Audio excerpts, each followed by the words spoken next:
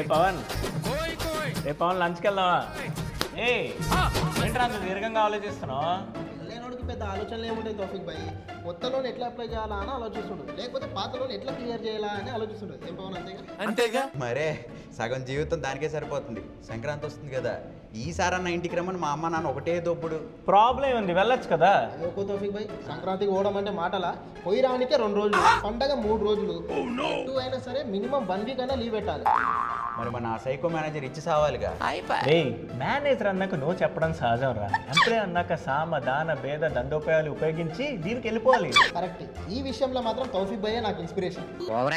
త్వరగా టికెట్లు బుక్ చేసుకో. ఆల్రెడీ అక్కడ టికెట్ రేట్లు స్టార్ హీరో సినిమా టికెట్ రేట్లు దాటేసాయని టాక్. మరే అదొకటేనా? సంక్రాంతికి ఇంకెంత ఖర్చు ఉంటది? మా ఆవిడికి, మా పిల్లలకి, మా అమ్మకి, మా నాన్నకి, వాళ్ళమ్మకి, వాళ్ళ నాన్నకి, మా బామర్దికి అందరికీ బట్టలు కొనాలి. ఇది కాదన్నట్టు కోడి పందాలకి, గుండాట్లకి, ఇంకా ఫ్రెండ్స్తో మందుకి, పార్టీలకి ఇక ఖర్చుకి లెక్కే లేదు. నా మాటిని అర్జెంట్గా నువ్వు పర్సనల్ లోన్ అప్లై చేయి. నీకు నమస్కారం బాబు. రే ఈ సుల్లాపి అర్జెంట్గా మేనేజర్ దగ్గరికి వెళ్ళి లీవ్ అడుగు. బ్యాకప్గా నేను ఉంటానని చెప్పు. ఎలాగో సంక్రాంతికి మేనేజర్ గారు కూడా లీవ్కి వెళ్తాడుగా, మనకు గోల్ ఉండదు. లేదురా బావా, భోగి సోమవారం వస్తుంది కదా, నేను శనివారమే వచ్చేస్తున్నాను. మీ చెల్లి ఇంటికాడ దింపేసి మన ఊరు వచ్చేస్తున్నాను, కుమ్మేద్దాం. ఓర్ని బాటిల్స్ కొత్త తెత్తానులేరా బాబు. నువ్వు నీ ఏదో కకృతి కాకపోతే ఎక్కడ పోతాయి బాటిల్స్ లేకుండా అసలు సందడి ఎక్కడదే. నువ్వు కానీ లాస్ట్ మినిట్లో మా చెల్లి పర్మిషన్ ఇవ్వట్లేదని మానేద్దామని చూసావనుకో, నీకు రేవెట్టేస్తాను రే. అర్థమవుతుందా?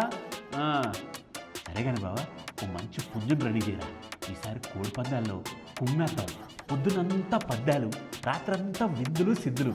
ఈసారి సంక్రాంతికి సల్సల్ కాగిపోవాలంటే బ్లడీ నాన్సెన్స్.